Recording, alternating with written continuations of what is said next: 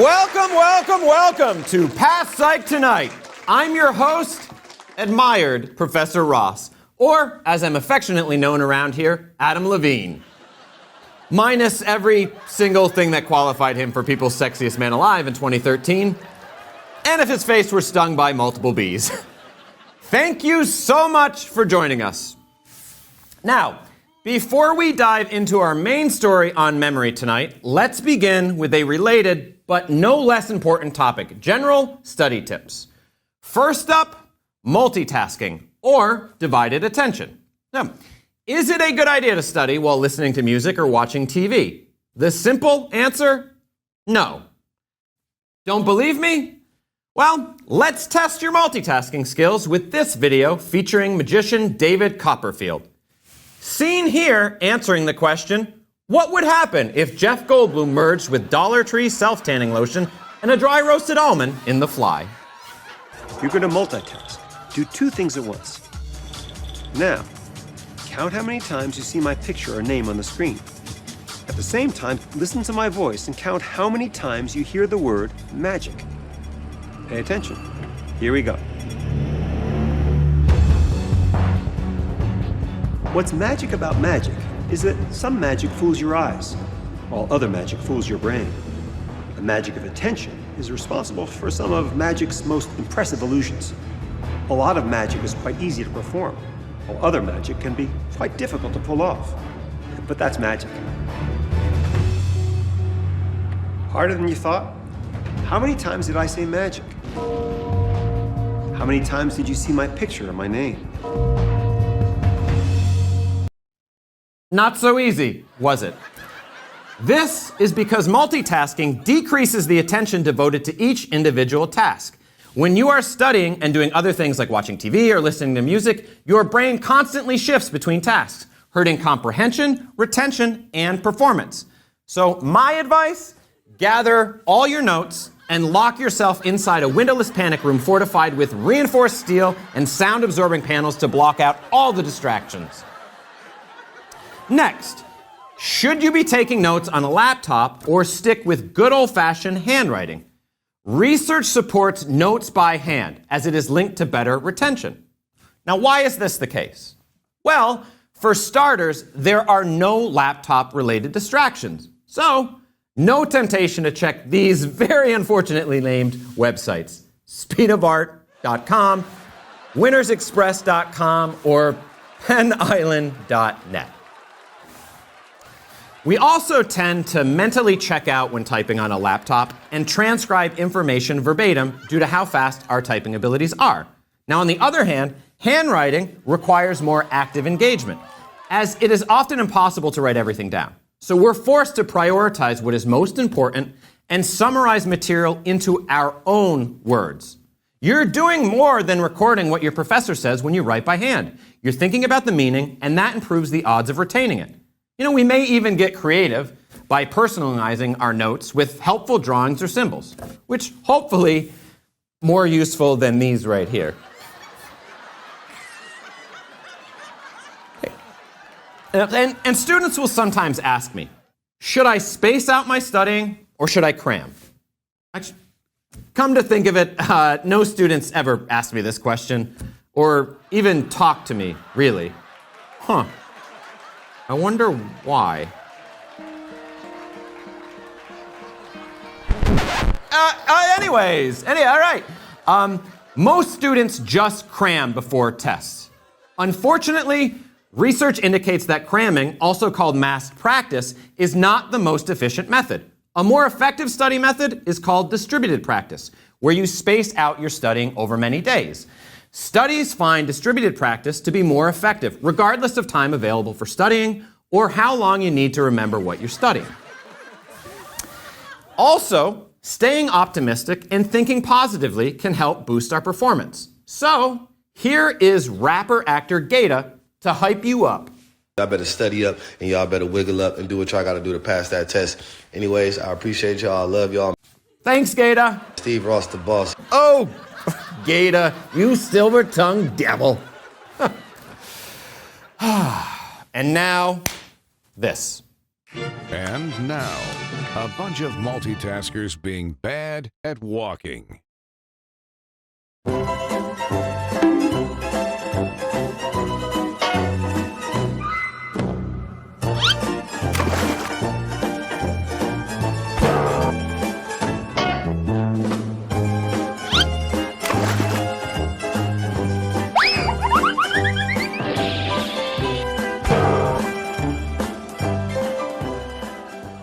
Our main story tonight concerns memory, the faculty by which the mind stores and remembers information, and that thing that's still thinking about that one bad URL.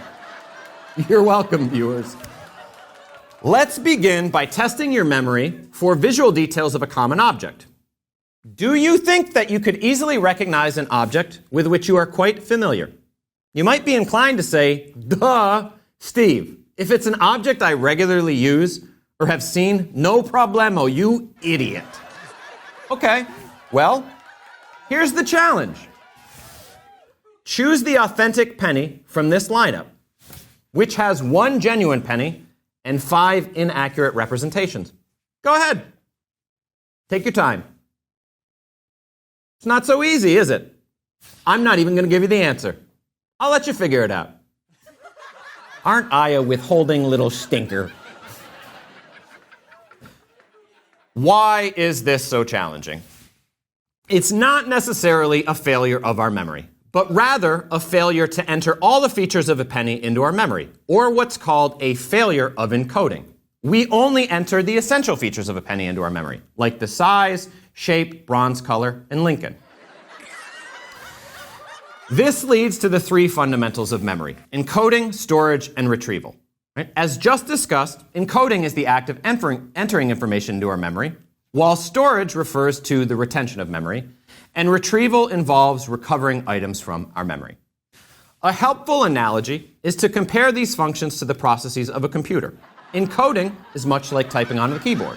Storage is comparable to saving files on a hard drive, and retrieval is like the process of finding and accessing files on your hard drive. So, how do we encode material into memory? Well, the first thing that helps is paying attention to the material we want in our memory. However, you generally need to do a bit more than this, as attention alone is not always sufficient.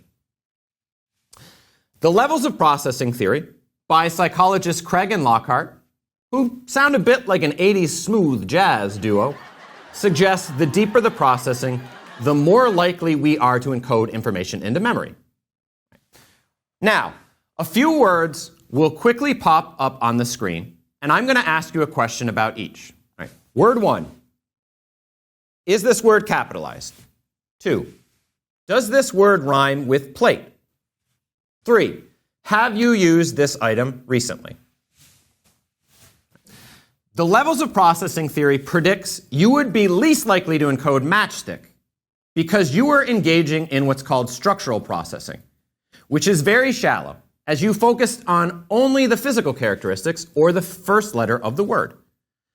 Now, you'd be a bit more likely to encode hatch because you engaged in a slightly deeper form of processing called phonemic processing. This involves focusing on the sound of the word. But you'd be most likely to encode shampoo into long-term memory because with that word you engaged in semantic processing, which is the deepest level of processing. Right? You had to think about the meaning of the word. You had to stop and consider, what is this? Furthermore, you also likely engaged in visual imagery. I'm sure that when asked if you used shampoo recently, many of you visualized the shape of your shampoo bottle or the smell of all its coconutty goodness. Visualizing information as you learn it is an excellent trick to improve encoding. For instance, when trying to remember a list of words, don't just focus on the words themselves. Instead, create visual images for each. For example, you could create a meaningful visual image for words or phrases like appetizing, handsome, leaky, husband material, or immoral. This technique works because we create both a visual and textual form of the information, making for much easier retrieval later. And we also encode and remember information better when it's directly connected to our own experiences. This is why teachers ask you to relate concepts to your own lives. It isn't that we're creepers. We're not curious about the intimate details of your existence, but rather because this improves retention. I'm not a creeper. Nah.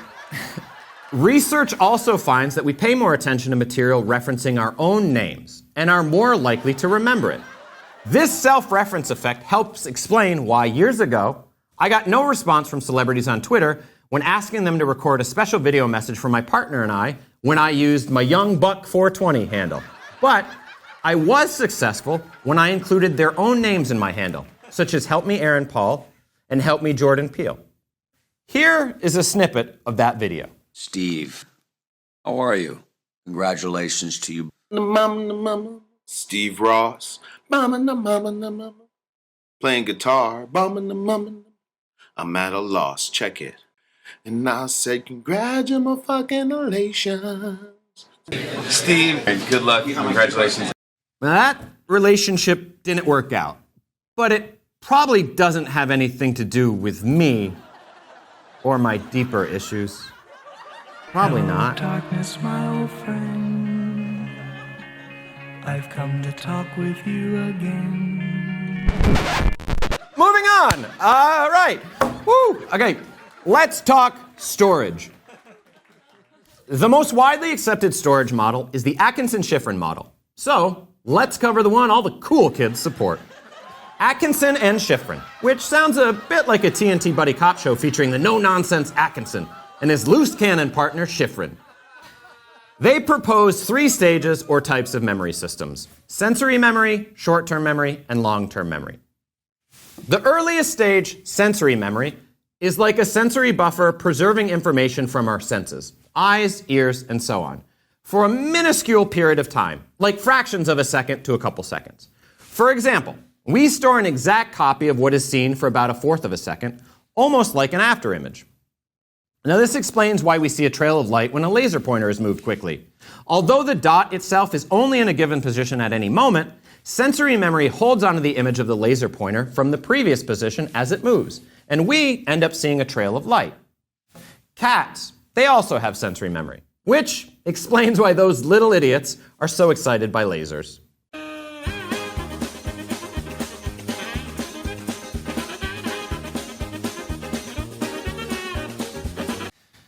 The next stage of the Atkinson-Shiffrin storage model, to which a small filtered portion of sensory memories advance, is our short-term memory. This is a temporary storage space in our brain for keeping things we've just learned or seen for a short time, typically 20 to 30 seconds, generally long enough for us to use or process it. Short-term memory handles information that we are actively processing. All right. Let's say you won one of my state-of-the-art chef's knives after subjecting yourself to this lecture. And I told you to enter this claim number, 492-7989, online in the next few minutes to receive it. You would be putting this number in your short-term memory as it is information you would be actively processing.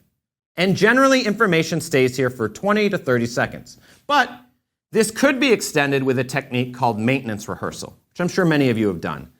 Maintenance rehearsal involves repeating material in your head, or, the more fun way, aloud, over and over and over until it sticks.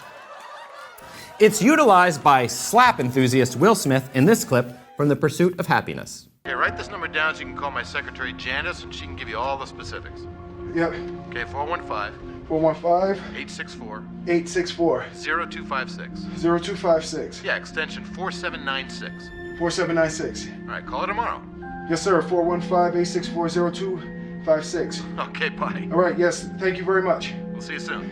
864-56. Okay, back to that number, 492-7989. Now, you know the trick to retaining it longer. Keep my knife's claim in.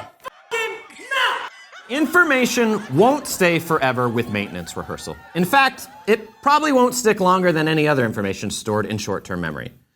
This is different from a technique called elaborative rehearsal.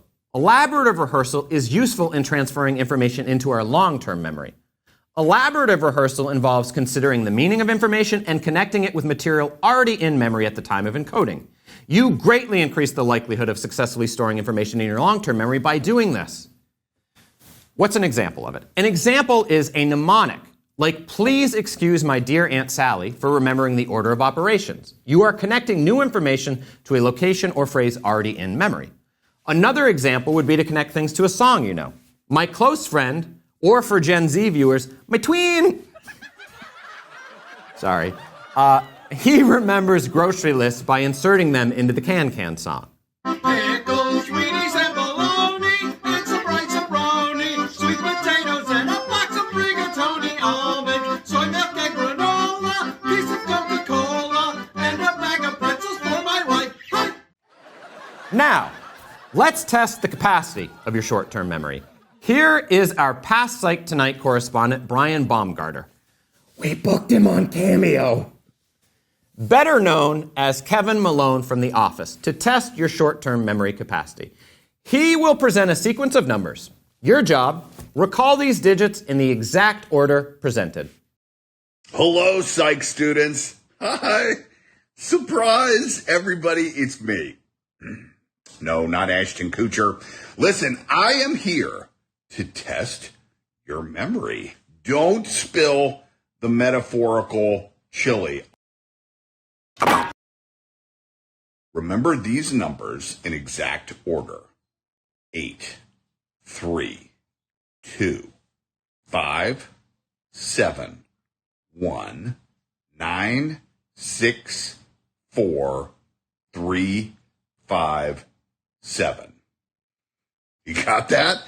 Okay, now, write down as much of the sequence starting from the beginning as you remember.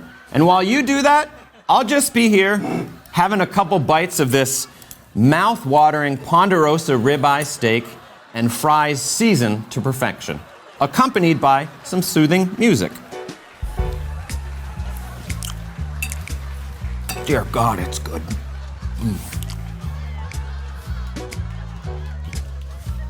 you feel that? Oh,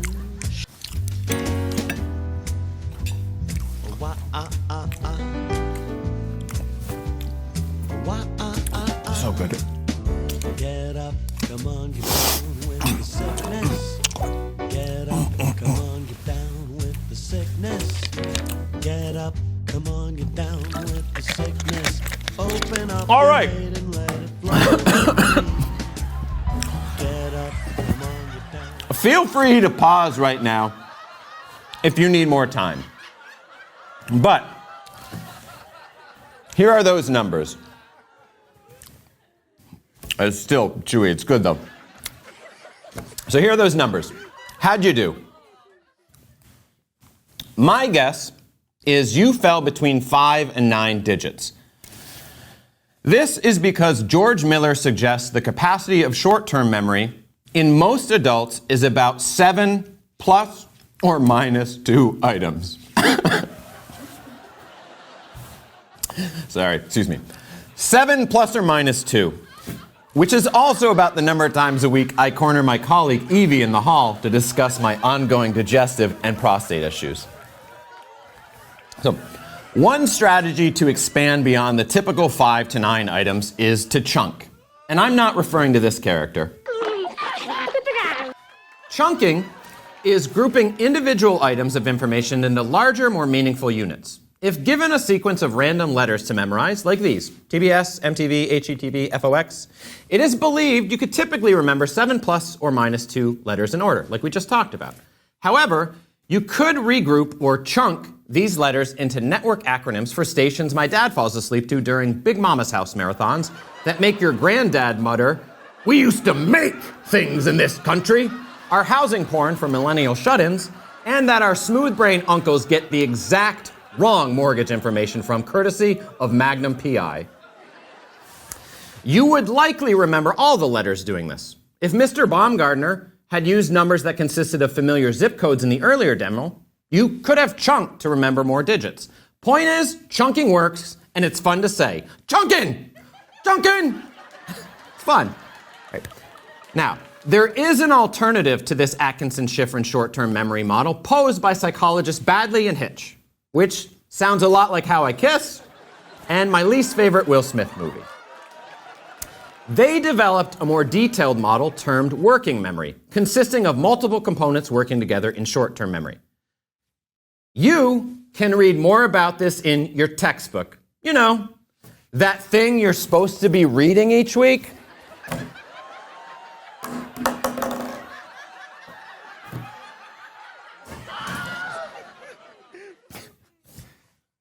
Now, to the final stage of the Atkinson-Shiffrin storage model, long-term memory.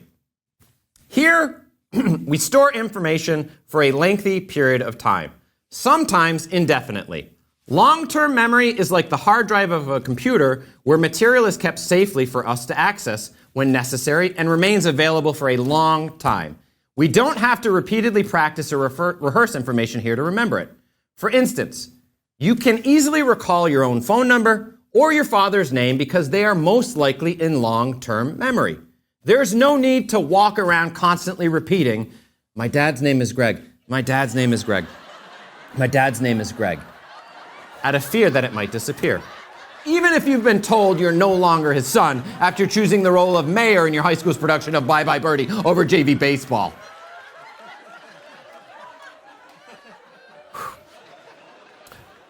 The capacity of long-term memory is incredibly vast. Consider the wealth of knowledge and experiences you've accumulated over the years. Some estimate the size of our long-term memory to be terabytes to petabytes of data. Let's talk about what types of memories make up this enormous storage capacity in long-term memory. Our long-term memory houses what's called semantic, episodic, and procedural memory. Semantic memory is closely related to our book smarts as it consists of our knowledge of facts, concepts, and meanings. For example, knowing Luxembourg is the capital of Luxembourg, knowing a human fever is harder than concrete, or that Arby's is just a long-standing social experiment to see if people will pay American dollars to eat discs of horse scraps. Arby's, we have the meat. Enough. Enough, Arby's. You sell meat vomit. And we all know it, okay? Episodic memory. Episodic memory consists of memories for personal experience or episodes that occurred in our lives, like perhaps the recollection of our 16th birthday or my episodic memories of going as Ernest P. Worrell for Halloween in 2017, or when my costume was Ernest in 2018, or the time I dressed as Ernest in 2019. 2020, 2021, 2022, and 2023. Hashtag importance of being earnest. Know what I mean? Procedural memory now. Procedural memory involves memory for how to perform certain tasks or skills, which are often automatic or unconscious, like riding a bike, performing on the piano, or different sports movements like executing a golf swing. All right, how is this vast amount of information organized in long-term memory? Many theorists believe long-term memory is organized according to meaning. For example, the semantic network model believes related concepts are linked together in a complex web. For instance, the concept of scum might be linked to pollution, bacteria, waste, and Jeff Bezos. And Jeff Bezos might further be linked to exploitation, dehumanization, scrotum, maniac, greedy, evil, golem, garbage, and human growth hormone. You can see from this semantic network for the word red how complex and intricate these networks are thought to be. The final fundamental process of memory is retrieval, which is the recovery of stored information. It's about accessing all the crap we've previously encoded and stored. Our retrieval ability can generally be remarkably effective, but it isn't perfect. Surely we've all had the experience where we know something, but we just can't seem to retrieve it. And this feeling can drive us up a wall. The term for this temporary inability to retrieve an item from memory is called tip of the tongue phenomenon. And I bet I can get you all to experience now with some photos of movies and TV character actors. All right, here we go. I know you've seen this guy, but from what movie or TV show? It's right on the tip of your tongue, isn't it? How about this guy? Where have you seen him? Now, here are a few more. But let's end on this dude, okay? I will empty my bank account, fly to your home, and personally hand deliver the check. Nay, I'll sell all my organs and buy your dog a condo if you can name one TV show or movie you've seen with this actor, Jelko Ivanek. I'll tell you what, I'll even give you a hint. I'll even play a clip of him in action. Jesus, Mary and Joe. That's what you think? Oh, I see. You're the protector of truth. Shut up and do your job. Not perfect. Just better than you. You still can't do it, can you? None of us can. In fact, this actor made such little impression, the photo we returned to is a different actor, Michael Kelly, and none of you noticed, did you? Okay, moving on. Right. So as you've just seen, forgetting is a common occurrence. So why do we forget? Well, sometimes it's not actually forgetting, but that we don't encode the information into memory in the first place.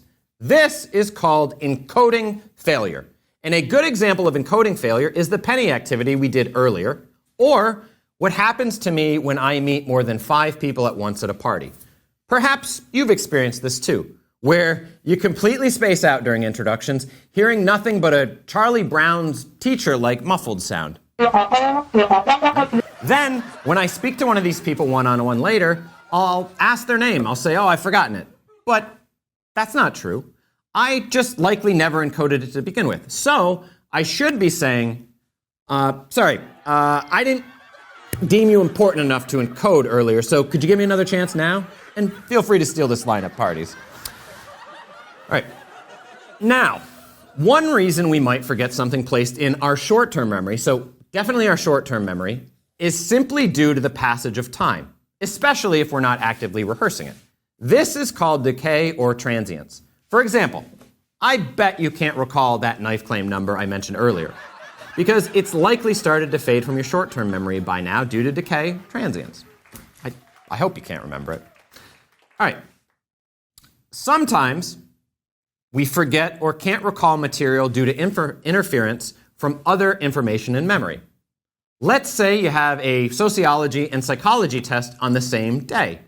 Well, you might struggle to focus on the psychology test because concepts from sociology are interfering, or vice versa. This is called interference, two things competing, right? And it's more pronounced when subject areas are similar. In contrast, there's typically less interference with dissimilar material, like if you have exams in tree climbing and the sociology of Miley Cyrus. And yes, those are 2 real courses that have been offered by Cornell and Skidmore in the past. And to think, some groups believe traditional college education could be excessive. All right. Now, interference. There are 2 types of interference. 2 types, retroactive interference and proactive interference. Retroactive interference occurs when new information hinders your recall of older information, like when you can't remember the password for the dating app Hot Sauce Passions you previously used because the password for the current app you are on, Smell Dating, is interfering. And look it up. Those are 2 real dating apps. Proactive interference, on the other hand, is when you struggle with new information because older material is interfering. This is like when I recently moved and I couldn't recall my new zip code at Target because the old one kept coming to mind, prompting the dumbfounded associate to say, what kind of stupid dum-dum doesn't know where they live? Now, sometimes we might forget something because we just can't retrieve it from long-term memory. This is a concept known as retrieval failure. Tip of the tongue phenomenon, which we talked about earlier, is a common example of retrieval failure. Now, retrieval errors are more likely to occur when the environment in which we try to recall information differs from the environment where we originally learned it. This idea that we do better with retrieval when the encoding context matches the retrieval context is called the encoding specificity principle, which sounds a bit like a straight-to-DVD thriller starring Nicolas Cage. This scene from How High nicely demonstrates the concept. Yeah, I figured if I study high, take the test high, get high scores, right? Right. Right. Look at that card. So yes, if you studied high, you would be better off taking a test high, because the encoding context is the same as the retrieval context. Similarly, research suggests that people who study while intoxicated will do better on a test if they get drunk again. However, let me be clear on this. You would do the best if you study while sober and take the exam while sober. So, don't drink when you're studying. But the key takeaway here, when taking an exam, try to make the testing environment similar to your studying environment. So, if you like to cosplay as Abe Lincoln when studying, make sure you got that stovepipe hat and fake chin strap ready when you take the test. People can also forget due to amnesia, which is often caused by trauma or disease and results in memory loss. There are two common types of amnesia I want to talk about: retrograde and anterograde amnesia. Right? First, let's talk about anterograde amnesia. Anterograde amnesia involves the inability to form new memories. Yet people can remember information from before the injury. This type of amnesia is depicted in films such as 50 First Dates with the character Lucy, Dory in Finding Nemo, and Leonard in Christopher Nolan's masterpiece Memento. I have no short-term memory. I know who I am. I know all about myself. Since my injury, I can't make new memories. Everything fades. If we talk for too long, I'll forget how we started. And next time I see you, I'm not going to remember this conversation. I don't even know if I've met you before. So if I seem a little strange or rude or something, I've told you this before, haven't I? Yeah, I don't mean to mess with you, but it's so weird. You don't remember me at all. No. We've talked a bunch of times. I'm sure we have.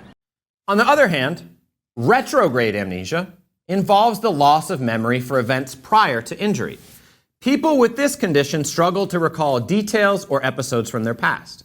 Some of you might be familiar with this from The Bourne Identity, or similar retrograde memory impairment the morning after a wild night at the Tequila Mockingbird slamming booze Radleys and stout Finches.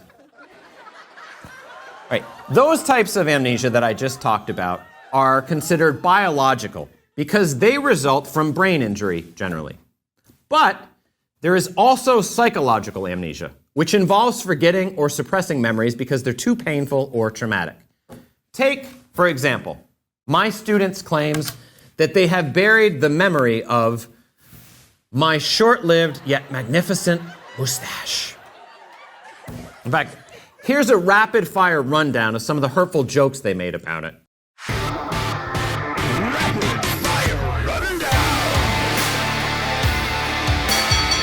It looks like my iPhone will issue an automatic Amber Alert when I use facial recognition. It looks like I got preemptively divorced. The state of Tennessee should give out cards with my face on it instead of teaching abstinence only, and it would work better. And it looks like my nose tried to build a border wall.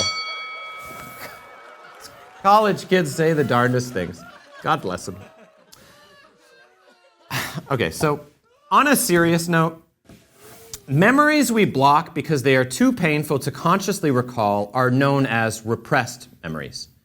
And this topic has sparked intense debate in psychology, as some feel traumatic memories can be unconsciously buried and later retrieved, while critics argue there is not sufficient evidence to support the existence of such memories. Exposure to trauma can also sometimes leave us with vivid memories we believe we remember perfectly. Psychologists refer to these memories we feel we remember perfectly in every detail as flashbulb memories. People will say, I remember exactly where I was when it happened. And it doesn't have to just be traumatic events. These flashbulb memories can be significant public events like the moon landing, JFK's assassination, or experiencing COVID lockdown. Flashbulb memories could also be personal milestones like weddings, the birth of a child, or for me, meeting John Stamos. He smelled exactly as you'd imagine, like oikos and sandalwood. His chest hair tufts resembled the wild grass in a tundra that hides wolves in mid-autumn. And while his expression here may be screaming, "Security!" I know I had a soulful connection with this Greek demigod. I'm told the Greek island of Lesbos is temporarily renamed Heteros during his visits.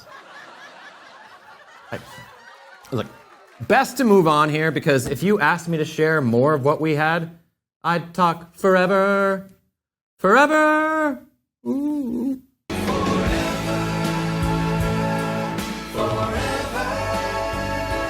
So, what does research say about the accuracy of these flashbulb memories? Well, researchers find while they are emotionally vivid, they are not immune to distortion. We can still misremember or forget specific details over time. So I guess it's plausible. My memory might be flawed, and I've overstated just a few specifics of my encounter with that grass-fed, free-range Adonis, Mr. Stamos. And now, this. And now, people's memories conveniently failing them during legal proceedings. I don't recall. Do not recall at all. I don't recall. I do not recall. Don't recall. I don't recall. I don't recall. I don't recall. I don't know if I've been to Australia. Don't recall. I don't recall that. I don't recall. Do not recall that, no. I don't recall. I don't remember. I don't think so. Guess what? Guess what? I don't recall.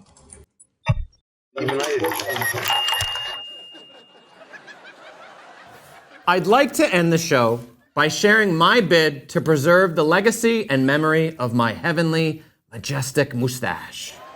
For one fleeting moment, this collection of lip whiskers, which I affectionately named Fuzz Aldrin, shone so brightly. To bring awareness, friends of the show put up lawn signs throughout Northwest Ohio and Central Michigan. We flew a banner over the Sheboygan City Beach and naturally put up a billboard in Plattsburgh, New York. Lastly, I've created a website dedicated to my mustache, sharing my truth and ensuring it can't be repressed, and so students will cease pretending it never existed. So please join me in sharing this domain name, www.mustachetruth.org. Make sure to use the subject line, "Repress this," in your emails to friends and colleagues. We must keep the memory alive. Now, by clicking on this magnificent mustache photo on the webpage, you will be directed to the Hilarity for Charity donation page. Hilarity for Charity is a nonprofit organization that is dedicated to caring for families impacted by Alzheimer's disease. Please donate to this worthy cause if you can. That's our show. Thank you so much for watching. I hope we're back again soon. Good night, everybody. No, come on, don't do it. It's gonna look great. Come on, you see this much. You know how good this No, looks. no, it's Oh, awful. God. That's the kind of mustache an idiot would wear. Tonight, I'm gonna have myself a real good time. I feel alive. And the world,